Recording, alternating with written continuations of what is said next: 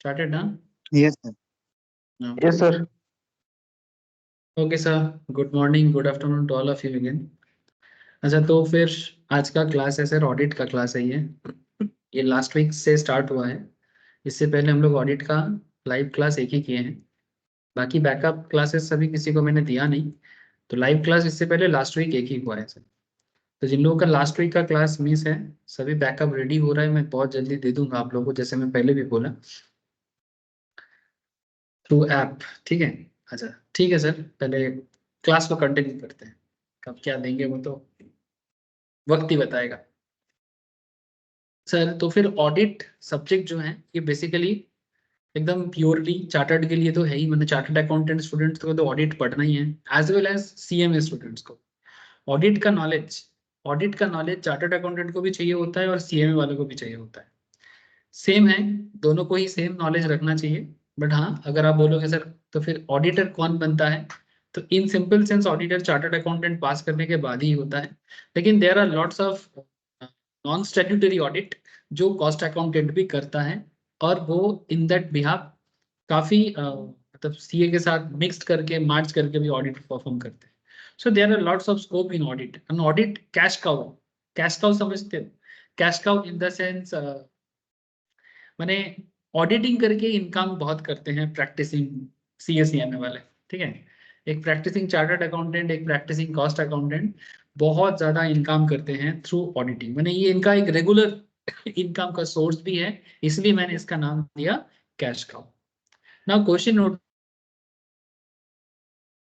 होता क्या है, यही बातें मैं लास्ट वीक किया था कि सर ऑडिट में होता क्या है, क्या होता है ऑडिट में। ठीक है, सीएमए में भी अच्छा खासा अकाउंटिंग है सर, ये सीएमए का सिलेबस है, जिसमें आपको बेसिक कॉन्सेप्ट ऑफ ऑडिटिंग तो जानना ही है, कंपनीज एक्ट 2013 रिलेटेड ऑडिट तो जानना ही है, साथ में different types of undertakings audit audit audit के बारे में भी नॉलेज लेना है। तो बेसिकली पूरा डिटेल्स है, जितना सीए का है ऑलमोस्ट उतना ही सीएमए का है। थोड़ा बहुत क्वेश्चन इजी होता है सीएमए में, सीए का क्वेश्चन डिफिकल्ट होता है, इतना बस डिफरेंस है, बाकी और कुछ नहीं। सो कॉन्सेप्ट रेडी कर लो, बाकी क्वेश्चन अपना अपना रेडी कर लेना। ठीक है, जिसका जैसा है, मैं वो तो जब एग्जाम टेस्ट लूंगा ना, तो एज पर क्वेश्चन पैटर्न ही मैं टेस्ट लूँ। ठीक है, तो जिसका इजी क्वेश्चन होगा उसको ज्यादा टफ नहीं दूंगा, बट फिर भी थोड़ा थोड़ा टफ देता रहूंगा, ताकि अगर बाई चांस क्वेश्चन इधर उधर हो जाए आप लोग रेडी रहो। Okay sir. सर एक बात आप लोग ध्यान से सुनिए, मैं लास्ट क्लास में भी बोला था, फिर से बोल रहा हूँ, अकाउंटिंग जहां खत्म होता है वहां ऑडिट स्टार्ट होता है। End of accounting means start of auditing. Okay sir, बात समझ में आ रहा है? सर समझा तो कुछ नहीं, पर मैंने बोला तो समझने का कोशिश किया। जहां अकाउंटिंग खत्म होगा वहीं पर ऑडिटिंग स्टार्ट होगा। यानी बेसिकली ऑडिट का मतलब क्या होता है सर? ऑडिट का सिंपल मतलब होता है चेकिंग। क्या होता है? चेकिंग। क्या चेक होता है सर? ऑडिट में एक्चुअली फाइनेंशियल स्टेटमेंट चेक होता है।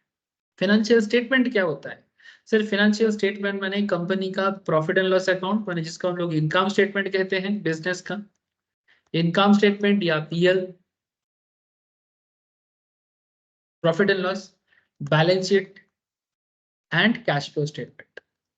ये इन जनरली कंपनी का फाइनेंशियल स्टेटमेंट कहलाता है। तो ये कंपनी का फाइनेंशियल स्टेटमेंट जो अकाउंटेंट बनाता है, ठीक है, चाहे वो कॉस्ट अकाउंटेंट हो, चाहे वो चार्टर्ड अकाउंटेंट, या फिर चाहे वो कंपनी का नॉर्मल अकाउंटेंट, उस अकाउंट का ऑडिट करना। सर क्यों? क्योंकि उसमें जो भी डेटा है वो data true and fair view होना चाहिए। क्या होना चाहिए? ट्रू एंड फेयर, मैनिपुलेटेड नहीं होना चाहिए, गलत नहीं होना चाहिए। और जिसको ऑथेंटिक करता है chartered accountant as an auditor. ठीक है, या फिर उसको ऑथेंटिक करने से पहले भी एक इंटरनल ऑडिट या नॉन स्टैट्यूटरी ऑडिट करते हैं कोई भी अकाउंटेंट, नॉर्मली सीएमए वाले करते हैं, जिसको इंटरनल ऑडिट भी कहा जाता है। What is the question sir? Sir question कुछ भी नहीं है, क्वेश्चन बस इतना सा है। मैं लास्ट दिन आप लोगों को नेचर, ऑब्जेक्टिव एंड स्कोप के बारे में बोला था, उसमें नेचर एंड ऑब्जेक्टिव हो गया था। आज मैं एक्चुअली आपके साथ स्कोप में बात करूंगा एंड केस स्टडीज करूंगा। ठीक है, स्कोप में बात करूंगा एंड केस स्टडीज करूंगा। तो प्लीज कृपया ध्यान से सुनिएगा और बीच बीच में थोड़ा हाँ हूँ देते जाइएगा, समझ में नहीं आएगा तो बोलिएगा। अच्छा, मैं एक छोटा सा काम करूंगा, एक कंपनी का मुझे अगर बैलेंस शीट मिल जाए तो बढ़िया रहेगा।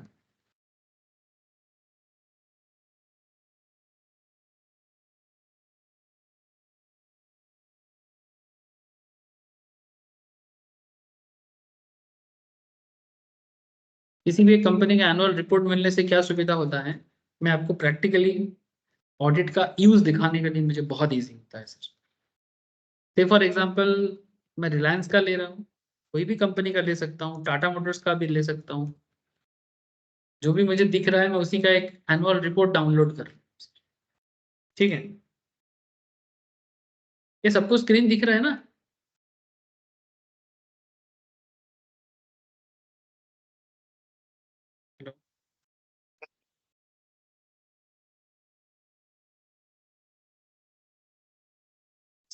ये देखो सर, ये टाटा मोटर्स का एनुअल रिपोर्ट है।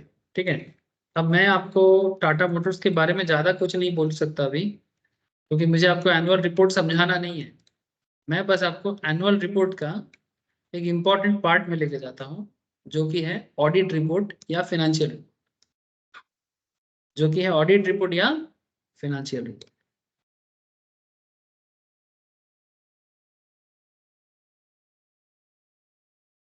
ये रहा सर, ये देख सकते हैं आप यहाँ पर, ये कंपनी का फिनेंशियल स्टेटमेंट ऑलरेडी निकल चुका है। इसका है सर टाटा मोटर्स का। मैं थोड़ा सा बड़ा कर देता हूँ, रोज कोई ना कोई कंपनी को सामने लेके आ जाता हूँ। ये तो क्या लिखा है, इंडिपेंडेंट ऑडिटर्स रिपोर्ट लिखा है, independent auditors report on the standalone financial statement of Tata Motors limited 31 मार्च 2023। दिख रहा है सबको? और देखो जो कुछ भी है एज पर कंपनीज एक्ट। ठीक है, ये report of the internal financial control with reference to the aforesaid standalone financial statement under clause subsection 3 of section 143 of the Companies Act। ठीक है, तो इस तरह से ये चीजों को दिया जाता है। इसमें ऑडिटर क्या करता है, अपना ओपिनियन देता है। क्या देता है ऑडिटर? ओपिनियन देता है, माने रिपोर्ट सही है कि नहीं, रिपोर्ट सही है कि नहीं। इसको हम लोग लैंग्वेज में बोलते हैं ट्रू एंड फेयर व्यू दिखा रहे हैं, ट्रू एंड फेयर व्यू दिखा रहे हैं। ठीक है, बाकी वो अपने रिपोर्ट में कंपनी का रिपोर्ट देते हैं। 3-4 तरह का रिपोर्ट होता है, मतलब टाइप्स ऑफ रिपोर्ट होते हैं। जैसे ये कौन है ऑडिटर? सर इसका ऑडिटर है chartered firm BSR and company LLP। Siraj Vatsani इसका पार्टनर है, उसका मेंबरशिप नंबर यूनिट नंबर देके रखा है, फर्म का रजिस्ट्रेशन नंबर भी देके रखा है। मेनली ये देखो सर, ये कंपनी का बैलेंस शीट है, और इस बैलेंस शीट को देखो यहाँ पर ऑडिटर ने साइन कर दिया।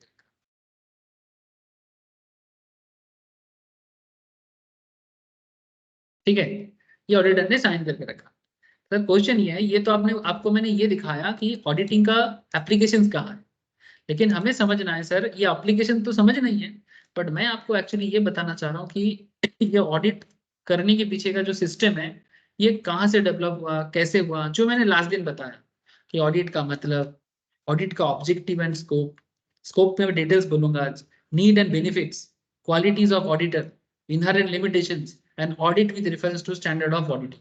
ये जितना भी ऑडिट होता है ना, जिसमें ऑब्जेक्टिव के बारे में ऐसे 200 में बोला है।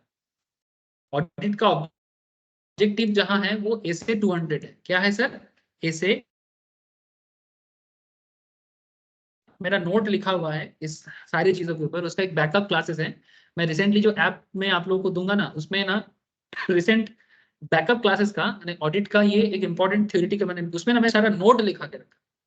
तो आप लोगों का बस काम रहेगा कि वो जितना नोट मैंने लिखाया, ज्यादा क्लास नहीं होगा, 5 से 7 क्लासेस होगा मोस्ट प्रॉब्ली, या 10 क्लासेस होता है मैक्सिमम।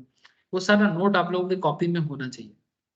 अगर आप लोग इतना कर लेते हो ना, बहुत बढ़िया रहेगा। नहीं तो मुझे और कुछ नहीं, मुझे फिर से सारा नोट लिखाना पड़ेगा। लेकिन अगर आप लोग उतना मेहनत कर लेते हो ना, तो मैं अंडरस्टैंडिंग में ज्यादा समय दे सकता हूँ, क्योंकि समझने का चीज बहुत है। अगर आप लिखने वाला काम कर लेते हो तो ये मेरे लिए बहुत सौभाग्य का विषय होगा। करोगे सर? हाँ, आई थिंक सैनोन ने कर लिया। सैनोन कर लिया ना, सारा नोट लिख लिया ना? हाँ सर। सैनोन का लिखा हुआ है, बाकी लोगों को भी मैं शेयर करूंगा। ठीक है, आप लोग प्लीज हो ना नोट डाउन कर लेना, और मेरे को कॉपी आके दिखाना। ठीक है, मेरे को दिखाना, क्योंकि वो नोट बहुत वाइटल है एग्जाम का आंसर करने के लिए। माने वो नोट अगर कोई भी कंप्लीट कर लेता है एग्जाम का कोई भी ऑडिट का क्वेश्चन वो टच कर सकता है, इतना दम है उस पर्टिकुलर नोट्स पे। ठीक है सर, ठीक है, बहुत बोलते हो आप। ओके, तो सर ए से 200, ऐसे माने जैसे अकाउंटिंग में एएस होता है, ऑडिटिंग में ऐसे होता है, जिसे कहते हैं standard of auditing. Standard of auditing कौन बनाता है sir? Institute of chartered accountants of India with consultation of ministry of corporate affairs auditing standards को डेवलप करते हैं, जिसमें एनएफआरए का भी रोल बहुत बड़ा होता है, नेशनल फाइनेंशियल रिपोर्टिंग अथॉरिटी। ठीक है, स्टैंडर्ड ऑफ ऑडिटिंग से एक्चुअली क्या पता लगता है? स्टैंडर्ड ऑफ ऑडिटिंग से ये पता लगता है कि ऑडिट कैसे करना होता है, उसका पूरा रूल बुक है। ठीक है, कि किस ऑर्गेनाइजेशन का ऑडिट कैसे करना चाहिए, ये सब चीजें बता के रखा जाता है। तो ये पूरा ऑडिट में आप लोगों को ऐसे बहुत सारा पढ़ना पड़ेगा, जो मैं आपको धीरे धीरे बोलूंगा। ऐसे स्टैंडर्ड ऑफ ऑडिट, ठीक है, सवाल बुझते पारছে तो? हाँ सर,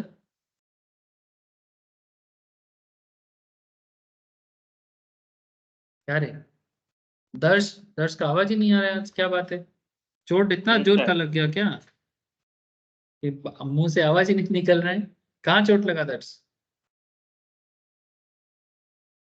सर लेफ्ट हैंड में, लेफ्ट लिटिल और हैंड? लिटिल और वो क्या कहते हैं, रिंग फिंगर है, अरे बाप, पट्टी। डॉक्टर मतलब मरहम पट्टी कर लिया ना? हाँ सर, कर लिए।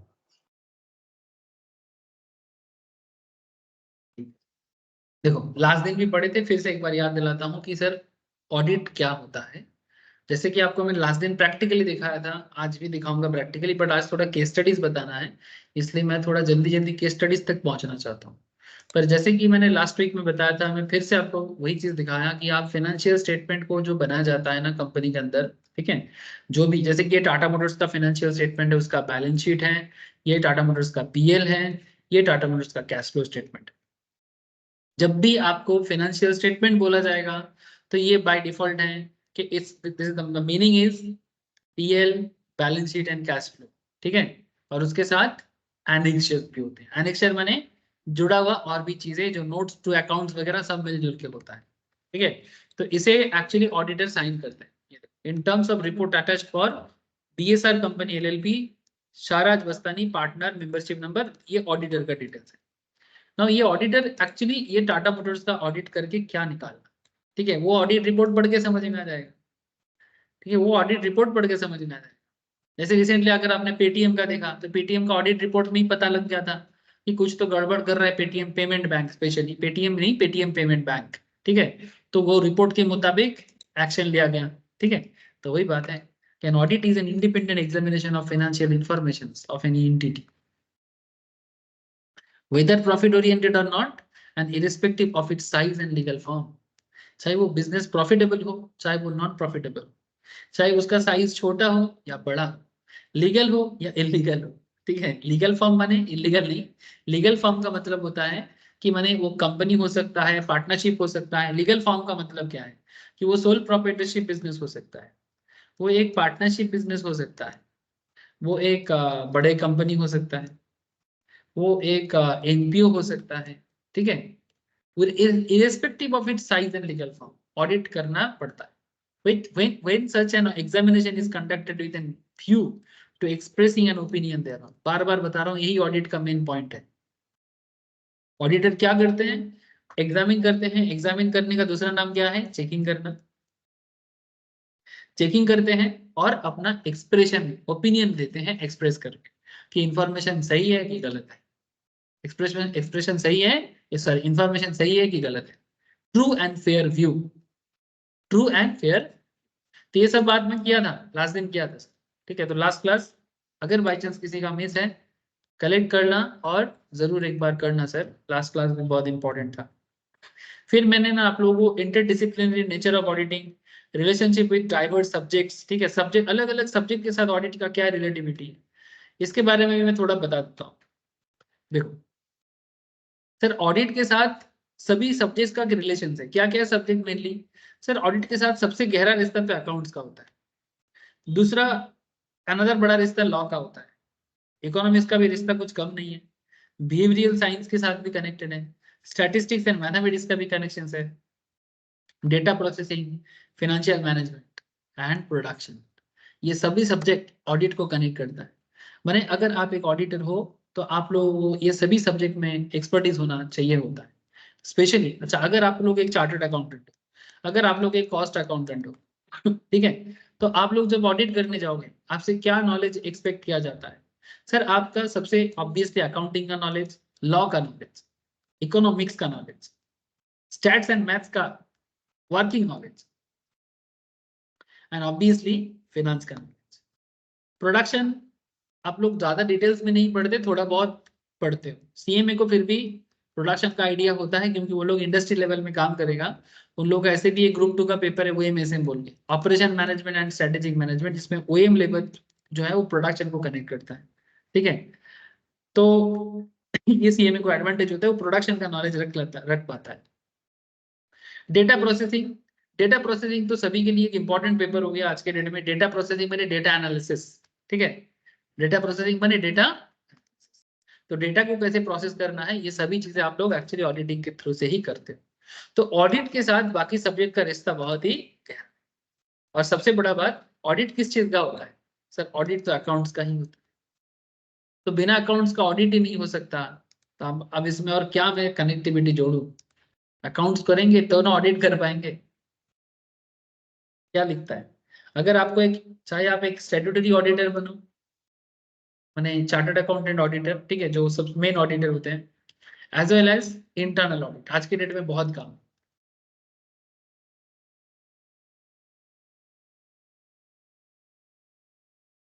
सर आपको इस सब सब्जेक्ट में नॉलेज चाहिए। Auditing reviews the financial statement, audit क्या करता है? पूरा का पूरा फाइनेंशियल स्टेटमेंट को रिव्यू करता है, पीएल बैलेंस शीट सारे चीजें।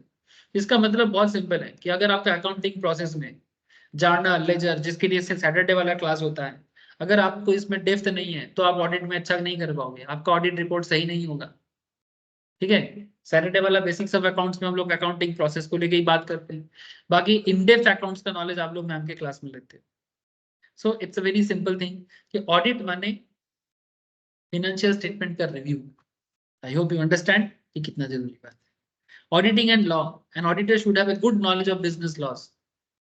बिजनेस लॉ का जो आज शाम को है sir, business law class start कर रहे हैं आज इवनिंग से, ठीक है, 7:15 से, आज से ही है। ठीक है, बिजनेस लॉ का अच्छा खासा नॉलेज होना चाहिए। Auditing and economics, auditor is expected to be familiar with the overall economic environment of the client.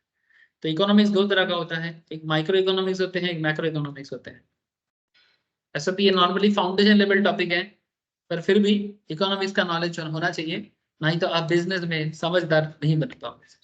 Business को अगर समझदारी से समझना है, you have to know the basics, demand, supply, production, costing, ठीक है, as well as national income, macroeconomics, budget etcetera, knowledge होना चाहिए। ये सब बेसिक बातें हैं। ऑडिटिंग के साथ एफएम का भी बहुत बड़ा कनेक्टिविटी है, क्योंकि एफएम जो है वो अकाउंट से ही आता है। अकाउंट्स का एनालिसिस को फाइनेंशियल मैनेजमेंट कहते हैं, या बिजनेस को चलाने का जो मैनेजमेंट है उसे हम लोग फाइनेंशियल मैनेजमेंट कहते हैं। So auditor is expected to have knowledge about various financial techniques, जैसे कि working capital, fund flow, ratio, capital budgeting. ये सब कहाँ सीखोगे सर? ये सब चीज मैं सिखाऊंगा फाइनेंशियल मैनेजमेंट में, मेरे क्लास में कर। ठीक है, तो आपको सारे नॉलेज चाहिए। स्टैटिस्टिक्स, मैथमेटिक्स भी आप लोग फाउंडेशन लेवल में मैम के पास पढ़ते हो, एटसेट्रा। आई होप क्लियर हुआ। ये सब्जेक्ट के साथ भी बड़ा रिश्ता नाता है ऑडिट का। बाकी ऑब्जेक्टिव में लास्ट दिन बोला था, ऑब्जेक्टिव क्या है देखो, सिंपल शॉर्ट फॉर्म में लिख सकते, अब मेरे साथ बात करते करते, मतलब मेरा बात सुनते सुनते लिख भी सकते हो। An overview of objective of audit, obtaining reasonable assurance that financial statement as a whole are free from material misstatement due to fraud or error। माने एक कंपनी का जो PL, balance sheet, cash flow, बार बार एक ही बात कर रहा हूं, ये फ्री फ्रॉम मटेरियल मिसस्टेटमेंट, माने उसमें किसी भी तरह का बड़ा गड़बड़ नहीं होना चाहिए। मटेरियल माने इंपॉर्टेंट, मटेरियल माने इंपॉर्टेंट, इंपॉर्टेंट मिसस्टेटमेंट नहीं होना चाहिए, जानबूझ के भी तो बिल्कुल नहीं।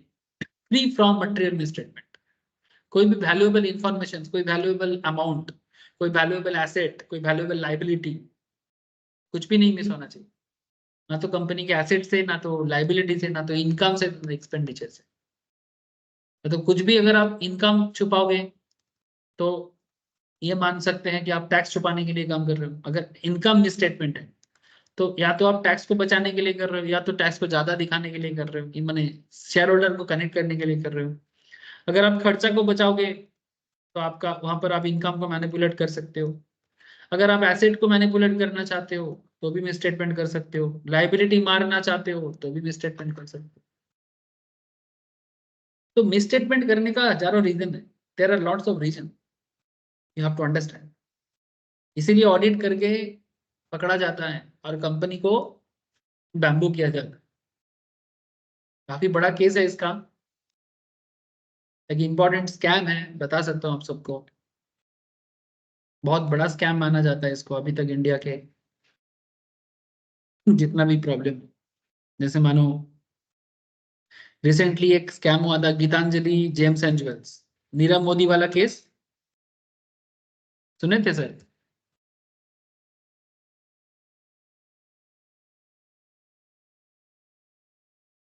अरे सुना था कि नहीं सुना था? सुना था सर। नीरव मोदी वाला केस में न्यू मल्टी सीजन सीरीज छोड़ो सर, हमें विकिपीडिया का डेटा चाहिए। बहुत केसेस है, मैं कितना आपको बताऊं। सुनाते सुनाते आप लोग भी पागल हो जाओगे, मैं भी। ये देखो,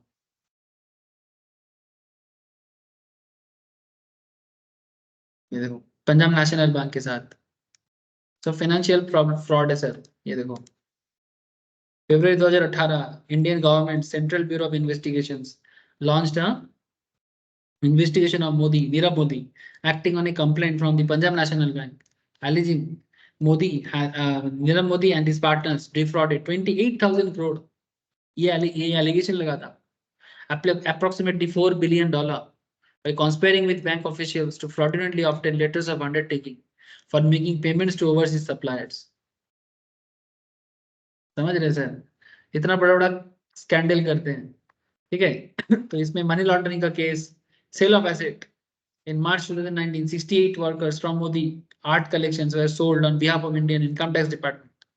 बाद में जब्त करके इनकम टैक्स डिपार्टमेंट ने बेचा 5.3 मिलियन में, including Vasudev S Gaitonde painting of 2.6 million. मैंने क्या क्या नहीं किया है सर, ठीक है। आप जितना खोलोगे उतना खोलता जाएगा। तो these are financial scams and scandals, तो जिसको ऑडिट के थ्रू से पकड़ा जाता है। अगर छोटा मोटा गलती है तो वो बिजनेसमैन सुधार लेता है, लेकिन बड़ा बड़ा स्कैंडल इसी ऑडिट से भी पकड़ में आ जाते हैं। So obtaining a reasonable assurance that financial statement as a whole are free from material misstatement due to the fraud and error. Gaining reasonable assurance leads to formations of opinion whether financial statements are prepared in all material aspects in according with the applicable financial reporting framework. मैंने जो जैसे जैसे बनना चाहिए था, क्या financial statement वैसे वैसे बना है? क्या अकाउंटिंग स्टैंडर्ड्स प्रॉपर फॉलो हुआ है? क्या प्रिंसिपल्स प्रॉपर फॉलो हुआ है? ठीक है, सारा चीज देखा। To report on the financial statement, reporting of opinion in accordance with the audit findings. Report जो भी होगा ऑडिट फाइंडिंग्स के बेसिस पे। नॉर्मली 4 तरह का रिपोर्ट होता है, क्वालिफाइड या क्लियर, अनक्वालिफाइड या clear report, qualified report, disclaimer of opinion and advance. ठीक है, 4 तरह का रिपोर्ट होता है। एक होता है, बाद में लिखाऊंगा सर, क्लियर रिपोर्ट। सबसे पहला रिपोर्ट होता है क्लियर रिपोर्ट, मैंने सब कुछ ठीक ठाक है तो रिपोर्ट होगा क्लियर रिपोर्ट। ये लास्ट क्लास में भी मैंने बताया था। थोड़ा बहुत गड़बड़ के साथ है तो बोलते हैं क्वालिफाइड रिपोर्ट। अगर बहुत ज्यादा प्रॉब्लमेटिक है तो एडवर्स। और अगर कुछ बोलने लायक की हालत ना बचा, माने एडवा माने भयंकर खराब हालत है, तो डिस्क्लेमर ऑफ ओपिनियन। ये 4 तरह का रिपोर्ट जनरेट होता है।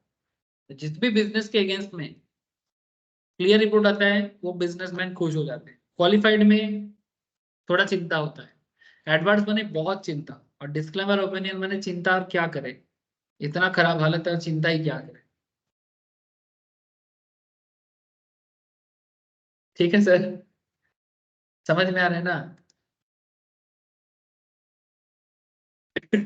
और जो भी ऑडिटिंग, जो भी कम्युनिकेट होगा, ठीक है, जो भी कम्युनिकेशन होगा गवर्नमेंट के साथ या इंस्टीट्यूट्स के साथ, वो सब कुछ स्टैंडर्ड्स ऑन ऑडिटिंग के बेसिस पे हो। मतलब आप अपनी मर्जी से ऑडिट नहीं कर सकते, स्टैंडर्ड्स ऑन ऑडिटिंग के हिसाब से करोगे। और हम लोग ऑडिट क्लास में इसी तरह से धीरे धीरे, जैसे ऑब्जेक्टिव के बारे में ऐसे 200, सिमिलरली बाकी चीज भी धीरे धीरे पढ़ते रहेंगे। समझ में आ रहा है सर? जैसे जैसे ऑब्जेक्टिव के बारे में कहाँ बोला है, ऐसे 200 में बोला है। ऐसा और भी ऑडिटिंग स्टैंडर्ड्स है जो मैं आपको धीरे धीरे राज खोलूंगा एक एक करके। बोझा যাচ্ছে কি যাচ্ছে না? बात समझ में आ रहा है कि नहीं?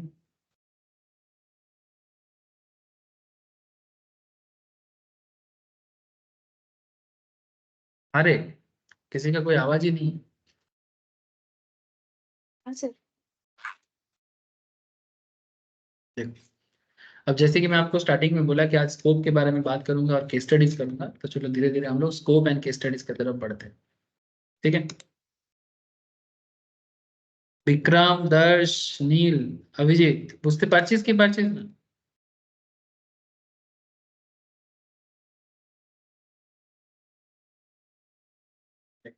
हाँ सर।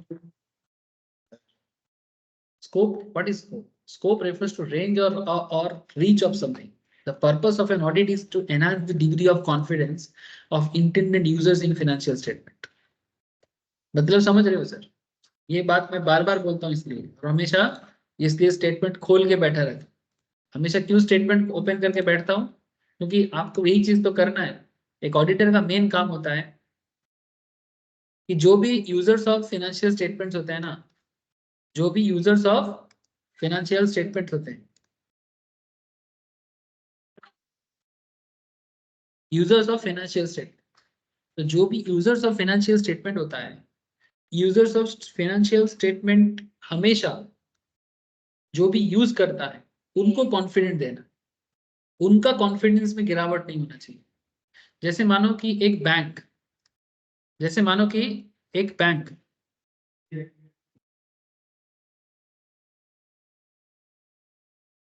जैसे मानो कि बैंक बैंक क्या करता है?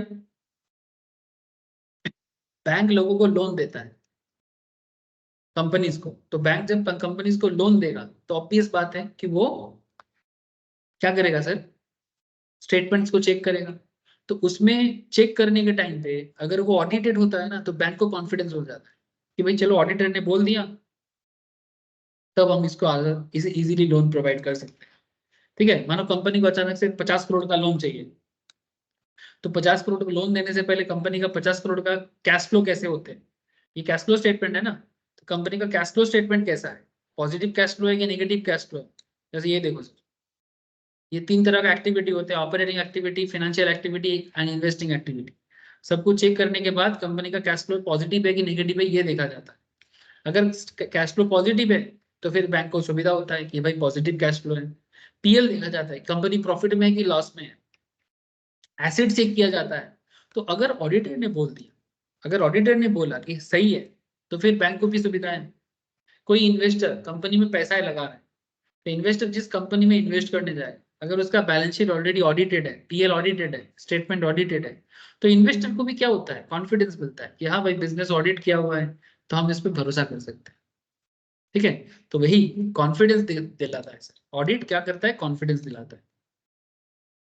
वही बात यहाँ पर करना चाहता है sir. Scope refers range or reach of something. The purpose of an audit is to enhance the degree of confidence of intended users in the financial statement. Users of financial statement may be shareholders, may be employee, may be customers, may be government, regulatory authorities, bankers, etc. Enhancing the degree of confidence achieved by the expression of an opinion by the auditor. जो भी देता है opinion के through से, मैं आपको पहले ही opinion बताया था। On whether the financial statement are prepared in all material aspects and all valuable aspects के थ्रू से बना है, in accordance with an applicable financial reporting, in applicable with the applicable financial reporting framework. मैंने financial report जैसे करना है उसी तरह से कंपनीज एक्ट को प्रॉपर्ली फॉलो करना पड़ेगा। फिर क्या बोलता है? द फॉलोइंग पॉइंट्स आर, ये कंपनीज एक्ट में क्या बोलता है? For example in case of companies in India, financial reporting framework schedule 3 of companies act में बोला गया है। तो जो भी वो फॉलो करेगा कंपनीज एक्ट के शेड्यूल 3 को फॉलो करेगा, ठीक है, अदरवाइज नहीं हो सकता। तो फॉलोइंग पॉइंट जैसे coverage of all aspects of entity, एक कंपनी का सारा aspects, audit of financial statement should be organised adequately to cover all aspects of the entity relevant to the financial statement being audited, reliability and sufficiency of financial information, सारा बात बताओ sir, ठीक है। Company का छोटा से छोटा bill, vouchers, documents, हर चीज के बारे में बात करो, ठीक है। सफिशिएंट होना चाहिए, इनसफिशिएंट नहीं। Auditor makes a judgment of reliability and sufficiency of financial information by making a study of assessment of accounting system, ठीक है। सफिशिएंसी माने जो भी कंपनी का छोटा से छोटा बिल, 100 रुपए का बिल, 1000 रुपए का बिल, लाखों का बिल, हर चीज दिखाना चाहिए। Proper disclosure of financial information, और जो कुछ भी है उसको डिस्क्लोज करना है। तो auditor should also decide whether relevant information is properly disclosed in the financial statement. He should also keep in mind applicable statutory requirement in this regard. It is done by ensuring that the financial statement properly summarizes transactions and events recorded therein and by considering the judgment made by the management in the preparation of financial statement. माने हर एक particular financial information वो disclose करेगा, कौन? Company करेगा, और audited इसको confirm करेगा। जैसे कि यहाँ पर दिया है choosing of appropriate accounting policy, कि कंपनी अलग अलग अकाउंटिंग पॉलिसी मेंटेन करके चलता है। आप लोगों को अकाउंटिंग पॉलिसी पढ़ाया जाता है सर अकाउंट्स के क्लास में, मैं पढ़ाऊंगा, ये मैं ही पढ़ाता हूँ। तो अकाउंटिंग पॉलिसी माने किस तरह से आप एसेट का वैल्यूएशन करते हो, किस तरह से आप डिप्रिसिएशन करते हो।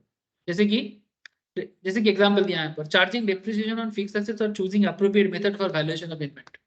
माने आपका डिप्रिसिएशन मेथड क्या है? जैसे डिप्रिसिएशन का नॉर्मली 2 मेथड होता है पॉपुलर में, एक स्ट्रेट लाइन मेथड और एक WDV मेथड। तो कंपनी कौन सा मेथड यूज करेगा? इन्वेंटरी कैलकुलेट करने का अलग अलग मेथड है, जैसे कि फीफो है, लिफो है, वेटेड एवरेज है। कौन सा फॉलो कर रहा है? इसको बोलते हैं पॉलिसीज। तो जो भी फॉलो कर रहा है कंपनी वो बताए कि भाई मैं ये फॉलो करके कर, ठीक है। तो इस तरह से ऑडिटर क्या करते हैं? इंफॉर्मेशन को चेक करते हैं। और ये जब भी कंपनी फाइनेंशियल स्टेटमेंट को चेक करते हैं वो हिस्टोरिकल फाइनेंशियल इंफॉर्मेशन को भी चेक करता है। हिस्टोरिकल फाइनेंशियल माने पुराने सालों का, means information expressed in financial terms in relation to particular entity derived primarily from the entity's accounting system about economic event occurring in the past, ठीक है। वो सभी डेटा को वो चेक करता है उसका डिस्क्लोजर को समझने के। चलो मैं आपको कुछ धीरे धीरे एग्जांपल्स की तरफ लेके जाता हूँ। जैसे since financial statements are prepared on the basis of historical financial information, it is logical that audit of financial statement is also based upon such historical financial information. Therefore, audit of financial statement is based upon historical financial information. तो जब किसी company का financial statement analysis होते हैं ना, वो historical basis में ही होता है। हिस्टोरिकल माने 2023 में अगर हम लोग किसी कंपनी का फाइनेंशियल इंफॉर्मेशन चेक करते हैं तो ऑब्वियसली कंपनी का 2022-23 का डेटा को चेक करके ही किया जाता है। माने कंपनी का 22-23 का परफॉर्मेंस को चेक करते हुए ही हम लोग 23-24 में आके पहुंचते हैं, ठीक है। तो history is always there. Scope में क्या है, क्या क्या इंक्लूड होते हैं, चलो मैं आपको बताता हूँ। सिंपल है, सिंपल पॉइंट्स से देखो। Coverage all aspects of entity relevant to the financial statements being audited, reliability and sufficiency of financial. Reliable माने विश्वसनीय होना चाहिए, विश्वसनीय होना चाहिए। विश्वसनीय समझते हो ना, जिसपे कोई भरोसा कर सके, उल्टा सीधा इंफॉर्मेशन नहीं, जो इंफॉर्मेशन पे भरोसा किया जा सके। सफिशिएंट, एनफ, सफिशिएंसी माने enough. Proper disclosure and expression of an opinion of financial statement, ठीक है। ओपिनियन दो भाई अपना, कितना ओपिनियन होता है लिख लो, कितना तरह का ओपिनियन होता है? 4 तरह का, ठीक है। एक्सप्रेशन ऑफ ओपिनियन माने 4 तरह का ओपिनियन होता है। उसमें अगर क्लियर है तो क्लियर रिपोर्ट दो। मैं यहाँ पर आपको दिखा भी रहा था कुछ देर पहले। ये जो फाइनेंशियल स्टेटमेंट है इसको देने से पहले यहाँ पर टाटा मोटर्स का देखो ना क्या कर रहा है, ओपिनियन।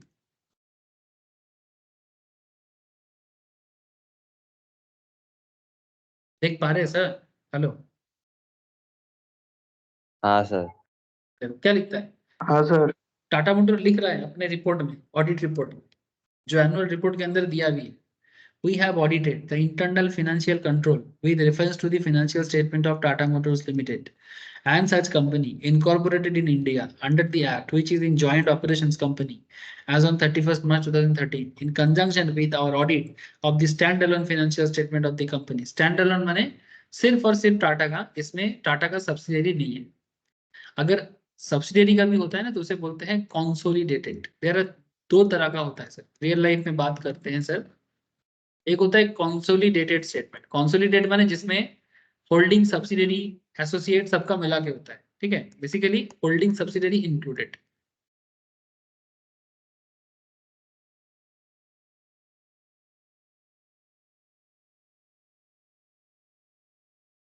और एक होता है, और एक होता है सर जिसमें सिर्फ और सिर्फ कॉन्सोलिडेट स्टैंड अलोन होता है, जैसे कि ये वाला.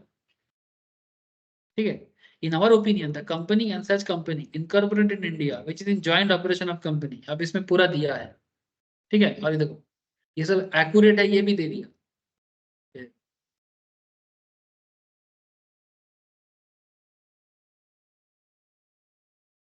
एकदम क्लियरली वही चीज लिखा है.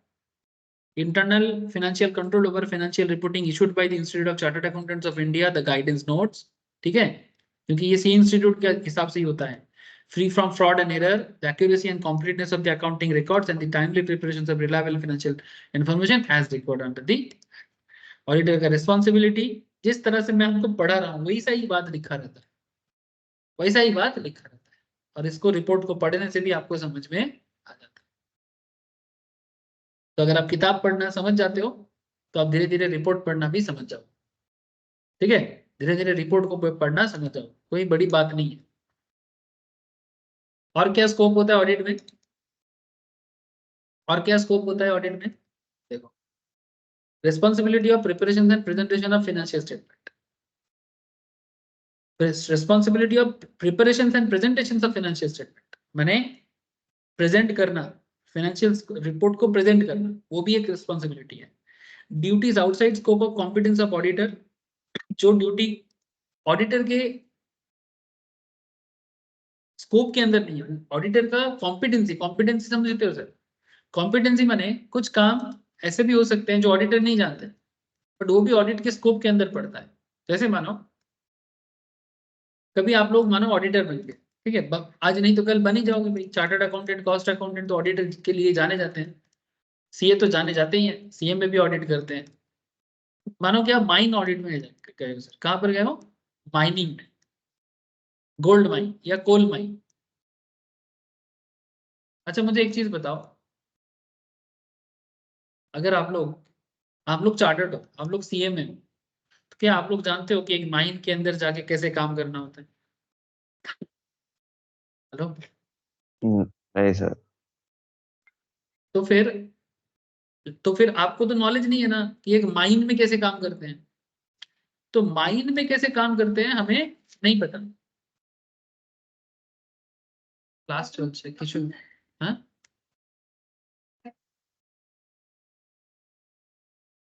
हाँ.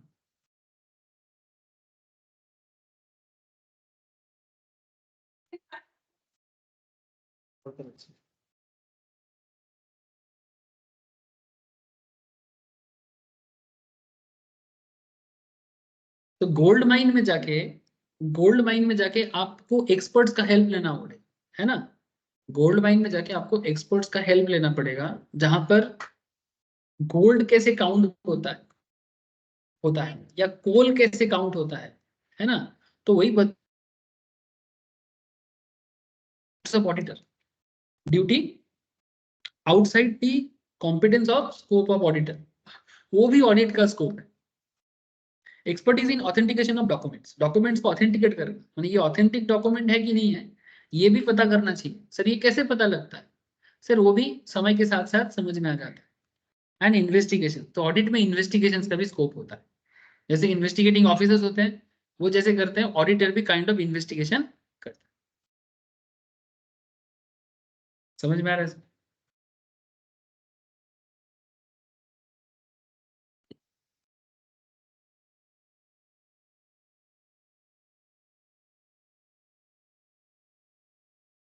ये बात समझ में आ रहा है सर कि ऑडिट का स्कोप क्या क्या तक कहाँ तक जा सकता है. जो अकाउंट्स का स्कोप है वो तो जाएगा ही. Accounts related sufficiency of information and reliability में भी जाएगा, proper disclosure of financial information पे भी जाएगा, expression of an opinion on financial statement में भी जाएगा, ठीक है, responsibility of preparation and presentation of financial statement में भी जाएगा, duties outside scope of competence of auditor में भी जाएगा, expertise in authentication of documents में भी जाएगा, इन्वेस्टिगेशन करके भी, ठीक है। तो ये सब ऑडिट के अंदर आ जाता है। मैंने एक ऑडिटर क्या क्या तक पहुंच सकते हैं, कहां तक जा सकता है। चलो मैं आपको कुछ केस कराता हूं, आपको और समझ में आएगा। लालजी भाई, लालजी कौन है सर? कोई कंपनी का, लालजी भाई कोई कंपनी का शेयर परचेज किया, एक इंसान का नाम है सर लालजी भाई। तो लालजी भाई has purchase shares of A company listed on NSE, ठीक है। जिस कंपनी का शेयर परचेज किया लालजी ने, वो नेशनल स्टॉक एक्सचेंज में लिस्टेड है। The audited financial statements of the company provided picture of healthy financial performance. तो लालजी भाई ने जिस कंपनी का शेयर परचेज किया है, वो नेशनल स्टॉक एक्सचेंज में लिस्टेड भी है, एज वेल एज कंपनी का फाइनेंशियल स्टेटमेंट भी काफी हेल्दी लग रहा है, टर्नओवर भी अच्छा है, डेब्ट भी कम है, मैंने लोन कम है, प्रॉफिट भी अच्छा है। On above basis, he is absolutely satisfied that the money invested by him is safe. जो पैसा उन्होंने लगाया वो सेफ है, ये उन्होंने फाइनेंशियल स्टेटमेंट को स्टडी करके, ऑडिट रिपोर्ट को देख के उन्होंने ठीक समझा। And there is no chance of losing his money, ठीक है, ये उनको लगा। So do now question is that do audited results and audit reports of companies provide such assurance to investors like Lalji Bhai? His thinking of Lalji Bhai is correct? हाँ sir, question समझ में आया? बोलो sir, question समझ में आया? मैंने basically ये केस है कि मैंने बेसिकली एक ऑडिट रिपोर्ट का यूज कहां तक हो सकता है। जैसे मैं यहाँ पर आप लोगों को टाटा मोटर्स का क्या निकाल के रखा रे बाबा, कहाँ चला गया टाटा मोटर्स का? इधर ही था, ये रहा। ये टाटा मोटर्स का फाइनेंशियल रिपोर्ट, एनुअल रिपोर्ट है। तो बंदा टाटा मोटर्स में पैसा लगाने से पहले टाटा मोटर्स का सारा चीज देखा, सारा चीज देखा और फिर जाके टाटा मोटर्स में पैसा लगाया। तो क्या एक ऑडिट रिपोर्ट देख के अगर आपने इन्वेस्ट किया और मानो आपने लॉस खा गया, तो क्या आप ऑडिटर को दोषी मानोगे? क्योंकि ऑडिटर ने अच्छा ऑडिट में बोला, इसके कारण मैंने टाटा मोटर्स का शेयर लिया, लेकिन मेरे लेने के बाद ही तो टाटा मोटर्स गिर गया, तो क्या मुझे टाटा मोटर्स लेना ही नहीं चाहिए था और मेरा लॉस का कारण ऑडिटर है, जो कंपनी ने ऑडिट में अच्छा बोला? हो सकता है ना।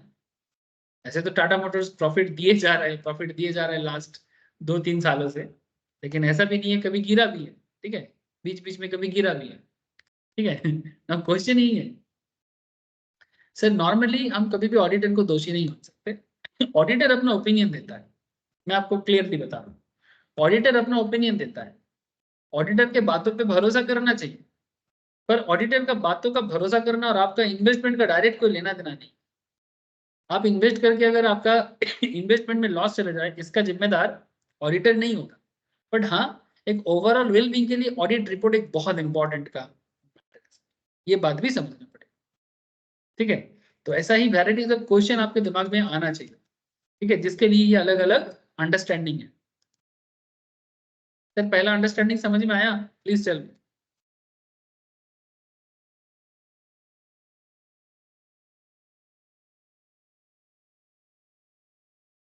हाँ या ना?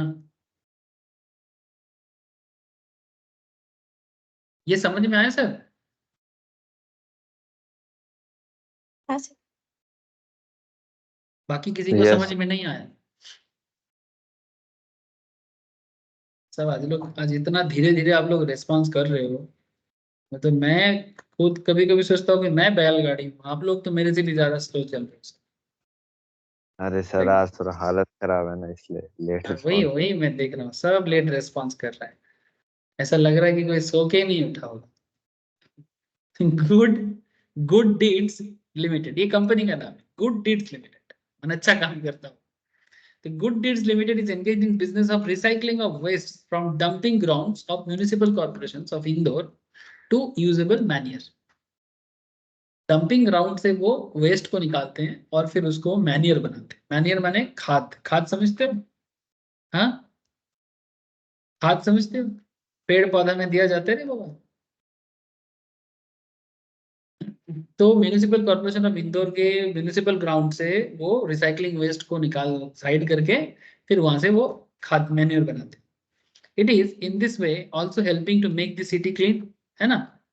So during course of audit by Joha and Joha, Joha and Joha कौन है? सर जोहा एंड जोहा ऑडिट फर्म, नाम ऐसे सुन के ही समझ जाना। ये जो जोहा एंड एसोसिएट्स, ठीक है, इस तरह का चीज नॉर्मली पार्टनरशिप फर्म का नाम होता है।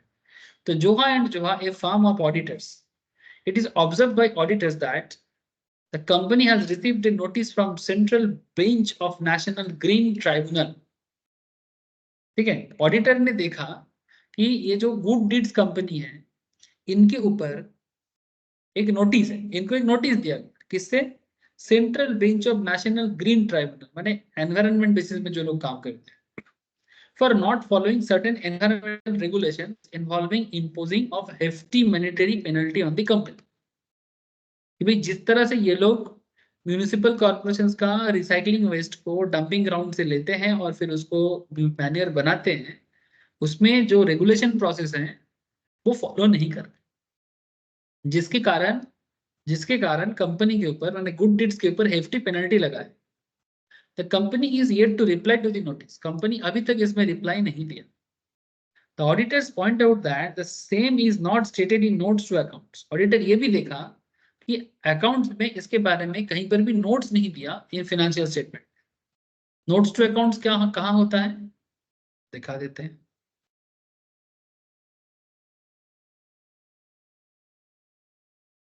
ये देखो, सबसे पहले कंपनी का पीएल रहता है, बैलेंस शीट रहता है, बैलेंस शीट के बाद पीएल रहता है, एनुअल रिपोर्ट का बात कर रहा हूँ। ये देखो, बैलेंस शीट, फिर पीएल, फिर cash flow, and cash flow statement के नीचे नोट्स टू अकाउंट्स। ठीक है, ये statement of changes in equity. ठीक है, मैं थोड़ा और नीचे जाऊंगा तो आपको सारा नोट्स देखो, नोट्स देख रहे हैं, forming part of financial statement. ये सारा नोट जो होता है ना, ये नोट्स टू अकाउंट्स भी कहा जाता है।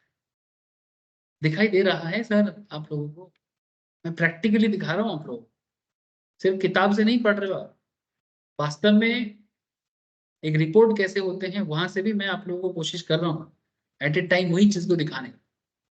ठीक है, ताकि आप लोग बेहतरीन तरीके से अंडरस्टैंड कर पाओ, क्योंकि जो भी आप यहाँ पर देख रहे हो किताबी बात भी है, साथ में वो प्रैक्टिकल भी होता है। The company is yet to reply to the notice. The auditors point out that the same is not stated in notes to accounts in the financial statement. ये भी ऑडिटर ने देखा। The company points out that auditors are going beyond scope of their work. Company कह रहे हैं कि भाई मैंने इसका नोट दिया नहीं दिया, ये आपके स्कोप के बाहर है। Does such matter fall within scope of audit? Another question. और एक सोचने वाला बात, ये आपको फिर से सोच रहा है कि भाई अगर ऑडिटर कंपनी को बोल रहा है कि भाई आपने ट्राइब्यूनल का रिपोर्ट को क्यों नोट्स में नहीं दिया, ग्रीन ट्राइब्यूनल ने आपको जो नोटिस दिया, हेफ्टी पेनल्टी दिया, उस पेनल्टी के बारे में आपने क्यों नहीं लिखा रिपोर्ट में? ये बात ऑडिटर बोल रहे हैं उनको, बट वो कह रहा है, कंपनी कह रहा है, जिनका ऑडिट करने जोहा गया है, वो बोल रहे हैं कि कंपनी गुड डीड्स बोल रहे हैं कि भाई आप अपने स्कोप के बाहर जाए। क्या गुड डीड्स ये बात सही कर रहे हैं? क्या ये सही बक रहा है? नहीं सर, ऑडिटर जा सकता है, क्या बोलता है? Coverage all aspects of entity relevant to the financial statement being audited, reliability and sufficiency of financial info, proper disclosure of financial information. अब अगर पेनल्टी है तो पेनल्टी तो फाइनेंशियल पार्ट हुआ ना। अगर कंपनी के ऊपर एफटी पेनल्टी है तो क्या पेनल्टी फाइनेंशियल इंफॉर्मेशन नहीं है ना? तो अगर पेनल्टी एक फाइनेंशियल इंफॉर्मेशन है तो पेनल्टी के बारे में क्यों नहीं बोलेगा? ग्रीन ट्राइब्यूनल का एक पेनल्टी का नोटिस है तो नोट्स तो दे दो। ये ऑडिट का स्कोप का बात कर रहे हैं आपके सामने, इसलिए अलग अलग क्वेश्चन के थ्रू से ये समझाने का कोशिश चल रही है कि एक ऑडिटर कहां तक सोच सकता है।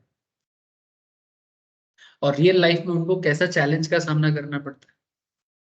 देखो, huge fire broke out in Noida plant. Noida में एक प्लांट है जहां पर जोर से आग लगा। Of KT limited, plant asset comprising building machinery and inventories. Industry है तो ऑब्वियस जाहिर सी बात है, बिल्डिंग होगा, मशीन होगा, इन्वेंट्री होगा। Insured from branch of a public sector insurance company. अच्छा, इसमें इंश्योरेंस भी था, जो भी चीज जला है हर चीज का इंश्योरेंस भी है। Insured from branch of a public sector insurance company. Apart from an insurance surveyor, apart from insurance surveyor who was deputed for assessing loss, the regional office of insurance PSU माने public sector undertaking, PSU माने public sector undertaking, माने government company. The regional office of insurance PSU also appointed a chartered accountant for verified of books of accounts. माने government bank ने भी, sorry government understand insurance company ने भी एक chartered accountant को appoint किया कि आप एक काम करो, आप कंपनी का बुक्स ऑफ अकाउंट्स चेक करने के लिए जाओ, कंपनी का फाइनेंशियल रिकॉर्ड को भी चेक करो, and circumstances surrounding the loss. He was also requested to submit an RD report. Would the report by CA in nature of audit report? क्या ये ऑडिट रिपोर्ट है?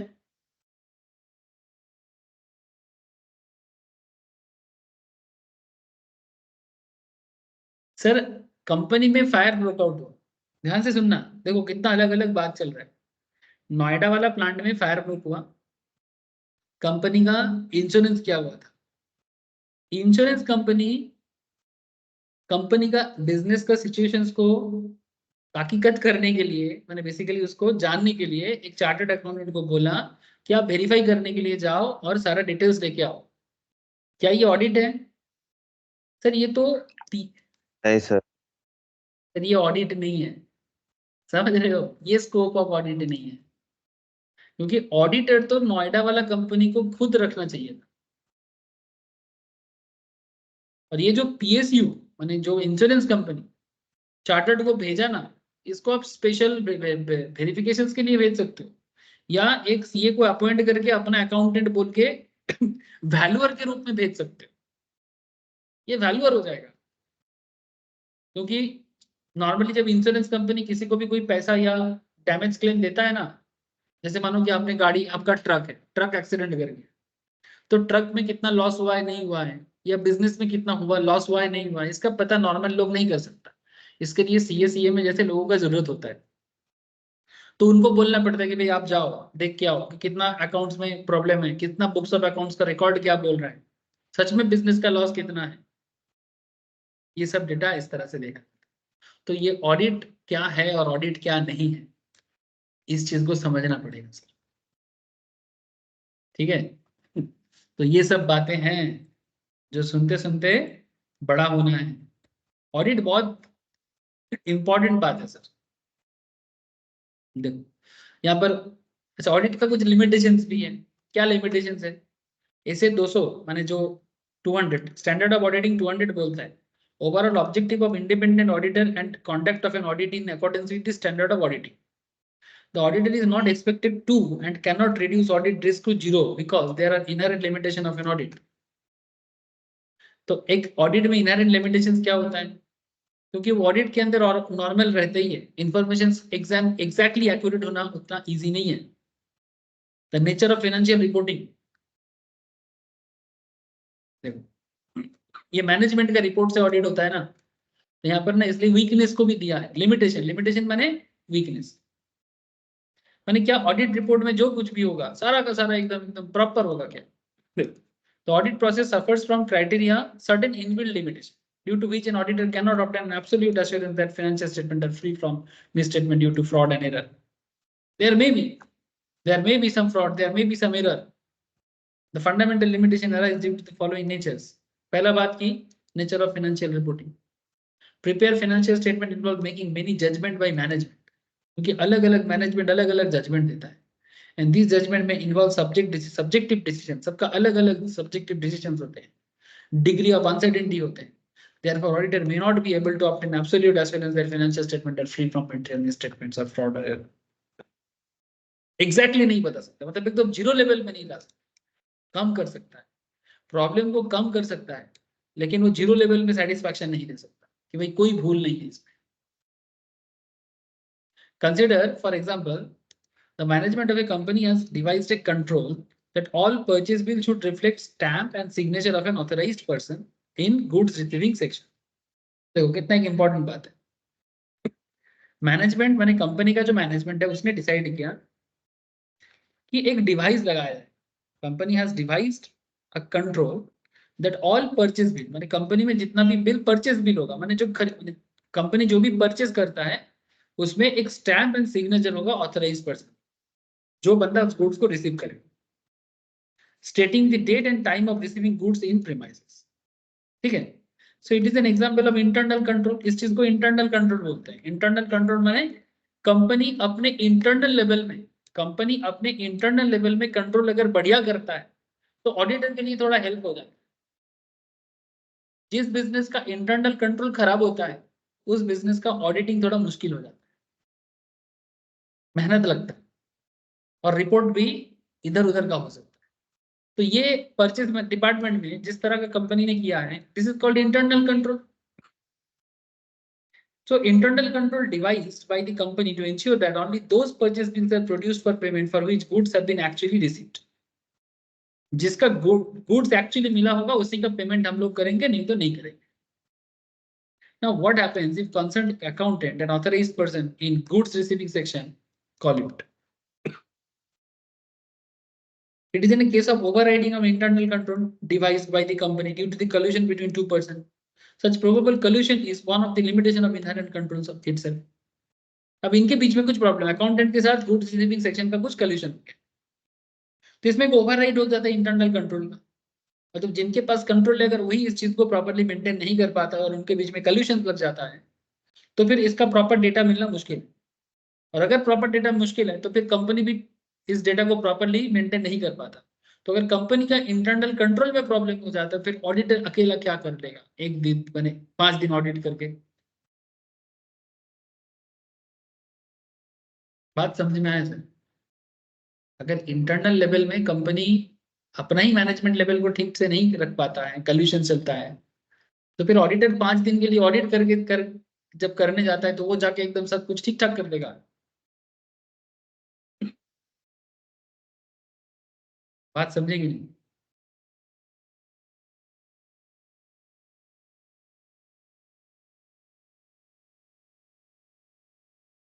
नहीं समझे? अरे नहीं समझे तो बोलो, फिर से समझाएंगे क्या है।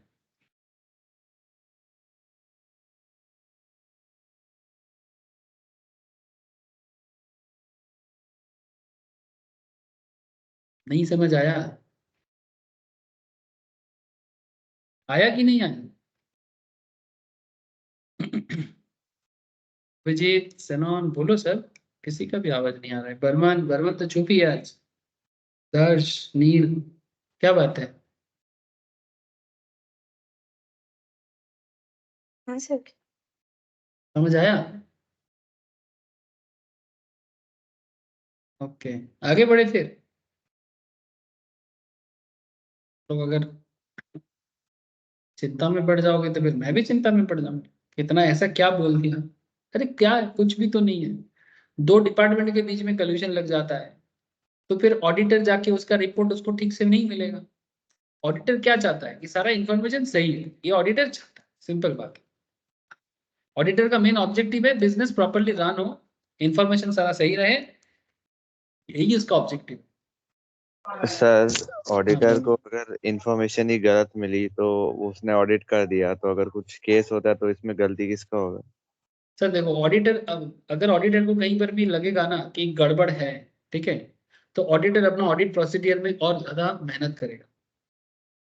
लेकिन अगर ऑडिटर ये बेसिक सेंस नहीं लगाते हैं कि गड़बड़ है फिर भी हमें इसको इग्नोर किया जा रहा है, तो इसका मतलब कि ऑडिटर अपना मेहनत नहीं किया। तो फिर बाद में जब ऑडिटर को पूछा जाएगा गवर्नमेंट की तरफ से, ठीक है, ऑडिटर को भी तो रिपोर्ट करना है, इंस्टीट्यूट ऑफ चार्टर्ड को रिपोर्ट करना होता है, गवर्नमेंट को रिपोर्ट करना होता है। तो जब कोई प्रॉब्लम होगा तब ऑडिटर को पूछा जाएगा कि भाई आपने जब देखा प्रॉब्लम है तो फिर आप अपना ऑडिट को और क्यों नहीं बढ़ा दिए, आप क्यों उसको मान लें कि यही होगा, शॉर्टकट क्यों किया आपने? Okay sir. सिंपल है, ठीक है।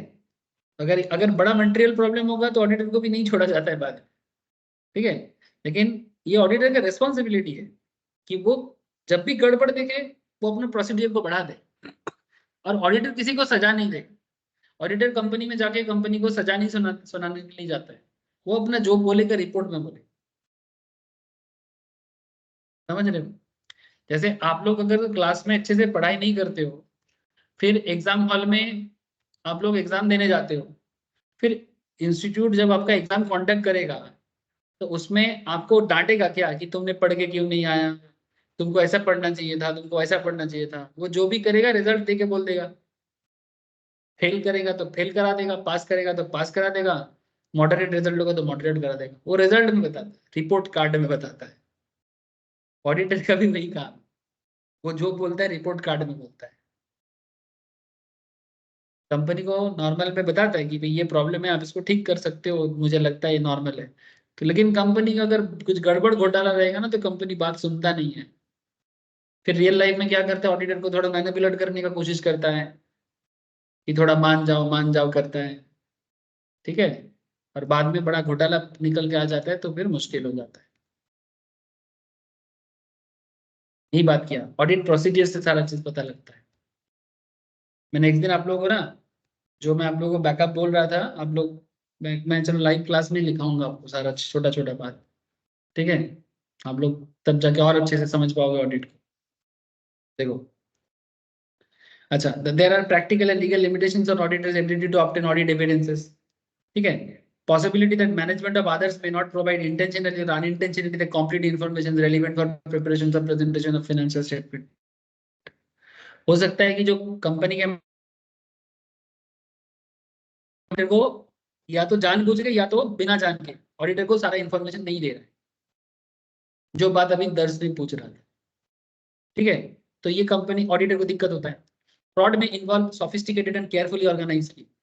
जब कोई चीज को कहीं किसी चीज में फ्रॉड निकल के आता है ना, इसी तरह से ऑर्गेनाइज्ड करके ही फ्रॉड होता है। फ्रॉड अचानक से नहीं हो जाता, ठीक है। An audit is not an official investigation in alleging wrongdoing. मैंने ऑडिट कभी भी ऑफिशियल इन्वेस्टिगेशन की तरह नहीं होता है। This is not in the nature of investigation. Audit is not investigation properly से देखा जाए तो ऑडिट के अंदर इन्वेस्टिगेशन का एक कॉन्सेप्ट चलता है, बट ऑडिट को प्रॉपरली आप इन्वेस्टिगेशन नहीं बोलते, ठीक है। तो ये इसका लिमिटेशंस भी है, ये ऑडिट का लिमिटेशंस भी है। Time timeliness of financial reporting and decrease in relevance of information over time. Relevant information and thereby its value tend to diminish over time. And there is a balance to strike between the reliability and information and its cost. जब क्या होता है ना, जब information समय के साथ साथ निकल जाता है, फिर उसको बाद में पकड़ पाना मुश्किल होता है। कि मानो 4 महीना पहले कुछ इंफॉर्मेशन पे मैनिपुलेशन था, अब उस चीज को ऑडिट करने के टाइम पे वो चीज मिल पाना बहुत मुश्किल है, क्योंकि टाइम लाइननेस है। फिर आपको एक ईयर एंड के अंदर रिपोर्ट सबमिट करना है, तो कई बार ये प्रॉब्लम होता है। फ्यूचर इवेंट्स और conditions may affect an entity adversely. Adverse events may seriously affect the ability of an entity to continue its business. तो ये सब लिमिटेशंस है ऑडिट का, ठीक है। अब देखो आगे, व्हाट इज एंगेजमेंट। ऑडिटर को एंगेज किया जाता है, ऑडिटर को एंगेज किया जाता है। ऑडिट कुछ इंपॉर्टेंट सवाल कि एंगेजमेंट क्या होता है, एक्सटर्नल ऑडिट एंगेजमेंट क्या होता है, ऑडिट का बेनिफिट क्या है, why audit is needed. Simple question, ठीक है। ऑडिट मैंडेटरी है कि वॉलेंटरी है, हु अपॉइंट्स ऑडिटर, कौन ऑडिटर को कौन अपॉइंट करता है, to whom auditor is submitted by an auditor, to whom report is submitted by an auditor. Auditor अपना ऑडिट रिपोर्ट किसको सबमिट करता है, ठीक है। देखो, the outcome of an audit is written audit report. ये रिटन होता है, जैसे आपको मैं टाटा मोटर्स का दिखा रहा था, in which auditor express an opinion, the report is submitted to person making the appointment. जिसने ऑडिट का अपॉइंटमेंट दिया था उनको देना है। In case of companies, these are shareholders. In case of the firm, 2 partners who have engaged in. We shall not discuss understanding reached so far from a case study involving discussion among students regarding nature, scope, limitation, benefits of auditing and other related matters.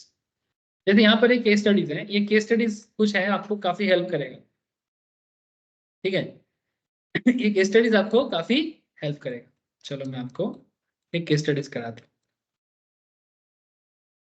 फिर नीचे भी practice के लिए भी questions है, उसमें भी आपको काफी सारा हेल्प मिलेगा एश्योरेंस के लिए। चलो अभी एश्योरेंस में बाद में आते हैं, पहले केस स्टडीज को देखते हैं।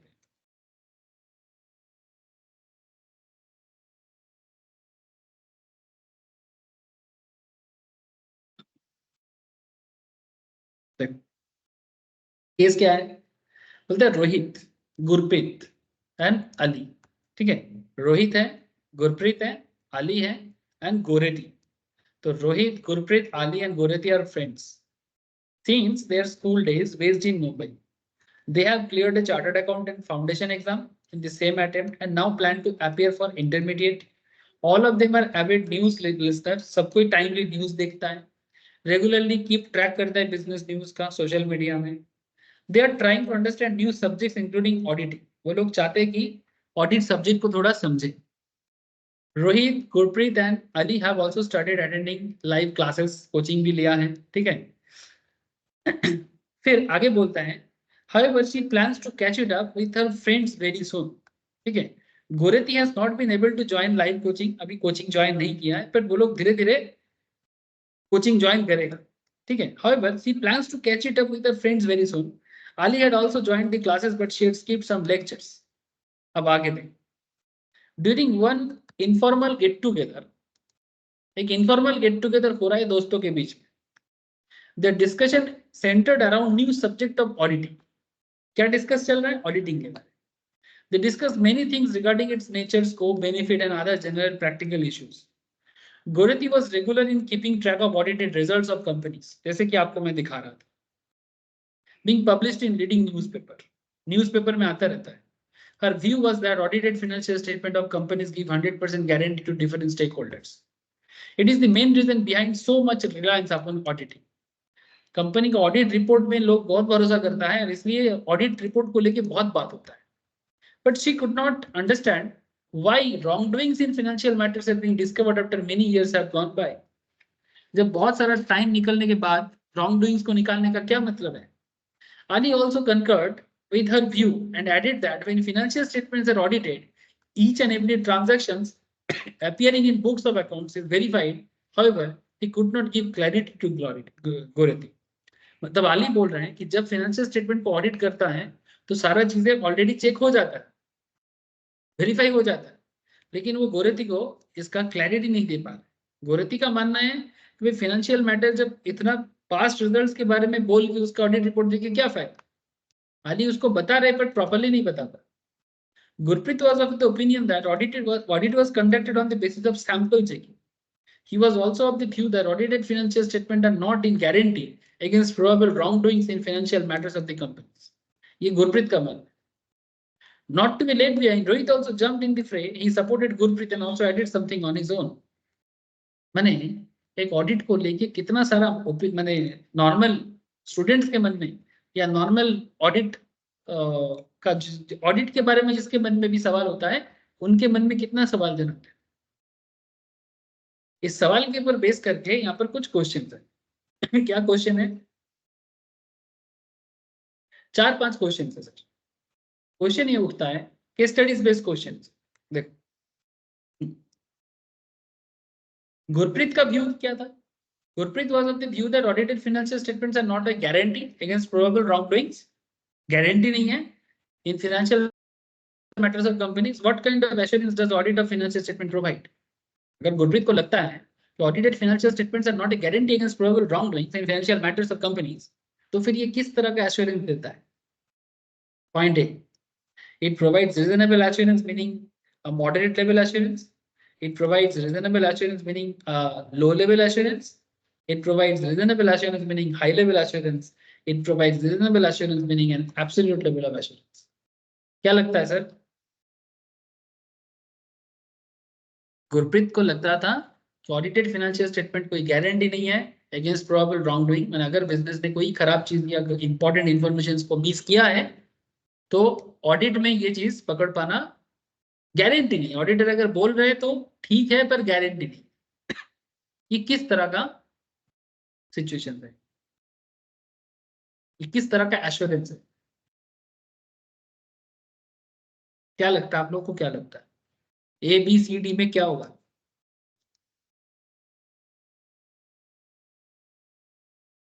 सर क्वेश्चन समझ में आया आप लोगों को? हाँ,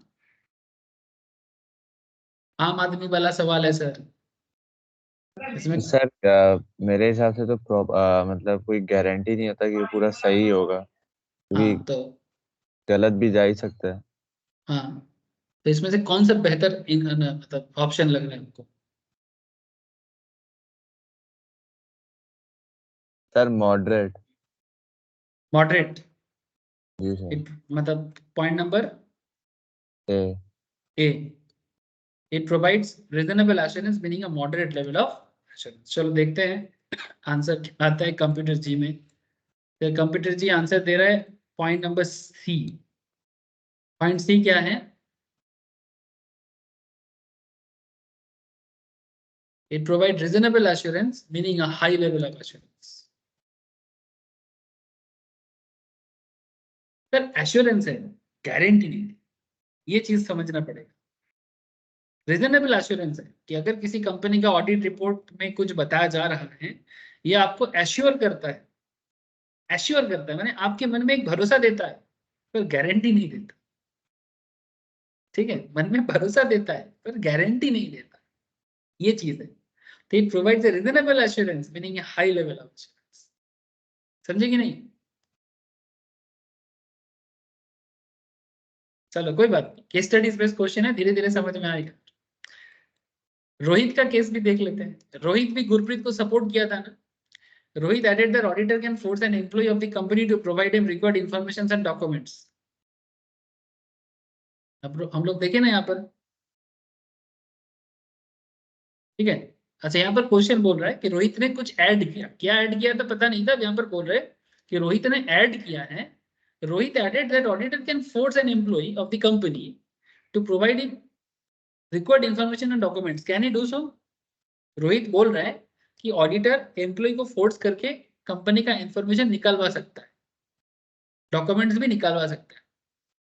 क्या ऐसा कर सकता है auditor? Yes, he can do so. It is necessary to obtain audit evidence. Yes, he can do so. There are express rights given him in this respect. No, he cannot do so. He can only request for providing him with necessary info and documents, but it cannot be forced by him. No, he cannot do so. He has no right of seeking information and documents. Therefore, question of forcing does not arise। क्या लगता number है? C, option C. No, he cannot do so. He can only request for providing him with necessary information and documents, but it cannot be forced by। सबको वही लगता है? हाँ sir, सबको वही लगता है, आंसर सी होगा। दर्श का आंसर सही निकला, ठीक है। आंसर तो नहीं कर सकता, ठीक है, फोर्स कैसे कर सकता है? उसको रिक्वायर्ड इंफॉर्मेशन चाहिए होगा। No, he cannot do so, he can only request for providing. एकदम सही बात है, वो रिक्वेस्ट कर सकता है। उसको ऑडिट का काम करने के लिए जितना जरूरी इंफॉर्मेशन होगा वो रिक्वेस्ट कर सकता है, फोर्स नहीं करेगा ऑडिटर। ठीक है, जबरदस्ती नहीं करेगा कि नहीं अगर नहीं देंगे तो ऑडिट नहीं करेंगे, ऐसा नहीं। वो बोलेगा मेरे को ये डॉक्यूमेंट चाहिए, आप लाके दो, मैं ऑडिट करूँ, but it cannot be force by. Very good, समझ में आ रहा है? ऑडिट ऑडिट करने जाते जब तो क्या जानना चाहिए आप? आली का केस क्या है? सर आली तो एकदम समझा रहा था ना गोरेती को। हाँ, आली गोरेती को समझा रहा था, तो यहाँ पर आली का भी रोल प्ले। चलो देखो आली का क्वेश्चन दिया। Ali had listened in one of the classes that audit covers all aspects of an entity and concluded that each and every transactions of entity is verified by auditor। हर एक transaction auditor verify करता है। Gorati also seemed to be in agreement with him, but she was out of the view that beside this, it also means that audit should be so organized to cover all areas of an entity। Which of the following statement is appropriate?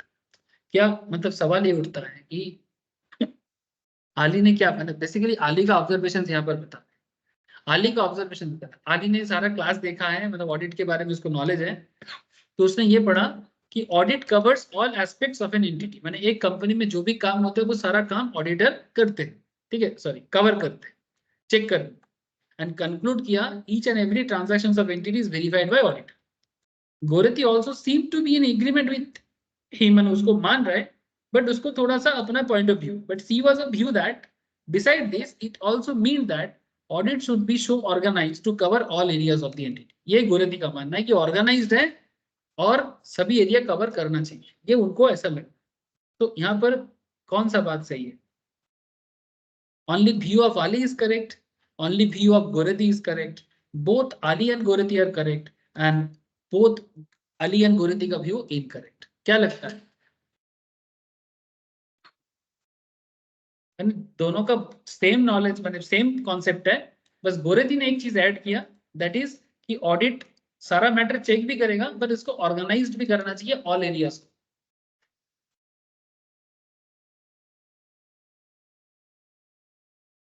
दोनों correct है? क्या लगता है sir, बोलो। 3 का option D दिया है sir. Sir दोनों का व्यू गलत निकला, आली का भी और गोरती का भी। आली का भी पॉइंट ऑफ व्यू गलत है, इनकरेक्ट है, और गोरती का भी। Audit covers all aspects of an entity and concluded that each and every transactions of entity is verified by auditor। Each and every transactions auditor verify नहीं कर सकता, each and every transactions नहीं हो सकता। ऐसा नहीं कि कंपनी में जो जो ट्रांजैक्शन या लेन देन होता है वो हर मैटर ऑडिटर वेरीफाई करे, इट्स नॉट पॉसिबल।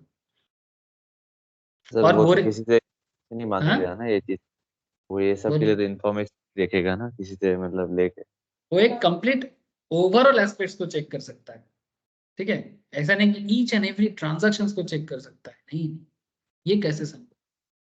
मैंने एक साल भर में जो अकाउंट बनाया गया उसको कुछ दिनों के, कुछ हफ्ते में ऑडिट में एक एक ट्रांजैक्शंस को वेरीफाई करेगा? नहीं, दैट्स नॉट पॉसिबल। और गोरेती को लग रहा था वो सही है और उसको और ऑर्गेनाइज करना चाहिए, नहीं, ये इतना पॉसिबल नहीं है, इसीलिए दोनों का पॉइंट ऑफ व्यू यहाँ पर गलत निकला। 4 number question, all of them also discussed about benefits of auditing, which of the following is not likely benefit of auditing? इनमें से कौन सा ऑडिट का बेनिफिट नहीं है? Since auditing is connected to future events, क्योंकि ऑडिट एक future event को कनेक्ट करता है, so audited information can be easily relied upon by users। सुनना सर, इनमें से कौन सा ऑडिट का बेनिफिट नहीं है? Errors of frauds may be discovered during an audit। Point C, government authorities can make use of audited accounts for different purpose। It can help in bringing out deficiencies in maintenance of financial records। बोलो, इनमें से कौन सा audit का benefit नहीं लग रहा?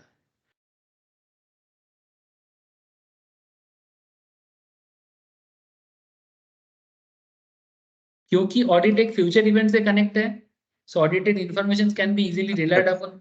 हाँ, number sir option C. Option C, government authorities can make use of audited accounts for different purpose. ये आपको लग रहा है कि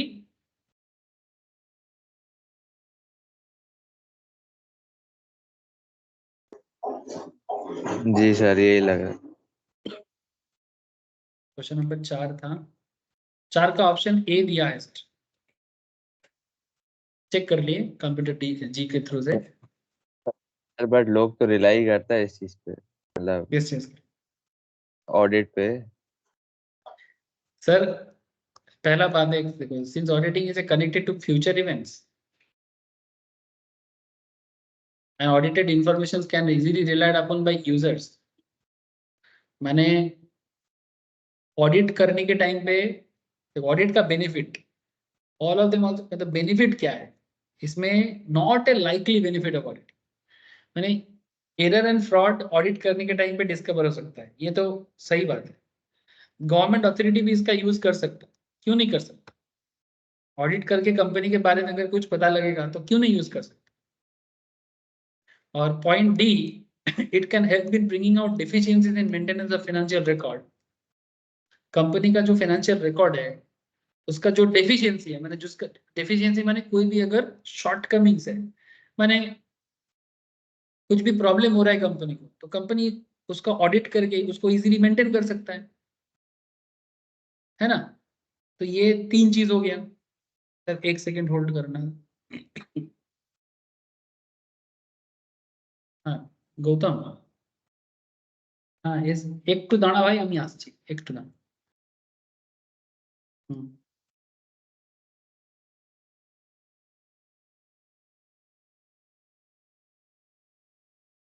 समझ में आया सर। तो ये इसमें से जो सबसे कम मैचिंग कर रहा है वो है पॉइंट। ये फ्यूचर इवेंट को कनेक्ट करता है, audit information can be easily relied upon bye users. नहीं, इजीली कैसे रिलाइड अपॉन सकता है, ठीक है, आपको इतना इजीली भी आप भरोसा नहीं कर सकते, समझ रहे हो सर। तो इस तरह से आपको समझना चाहिए, इतना भी आंख बंद करके ऑडिट रिपोर्ट में कोई भरोसा नहीं कर। सर 1 सेकेंड होल्ड करो ना, मैं भी आता हूँ।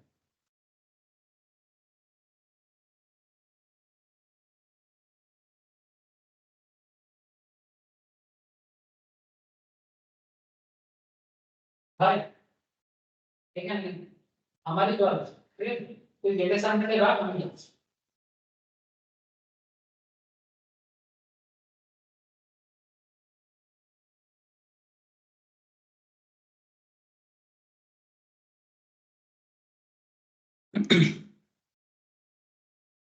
ठीक है सर, आप लोगों को समझ में आ रहा है ना।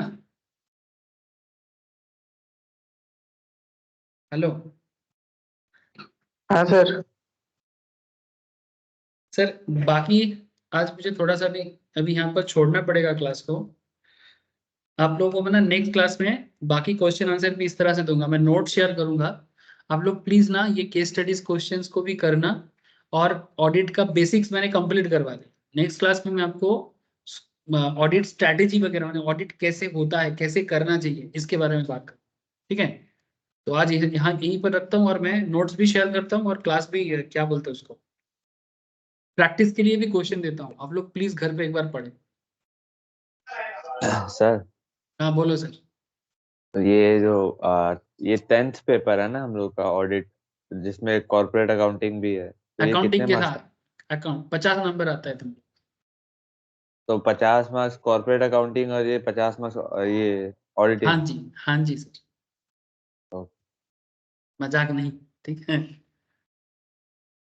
सर ठीक ये है सर। एमसीक्यू एमसीक्यू होगा तो ये इस टाइप का ही आएगा क्या, मतलब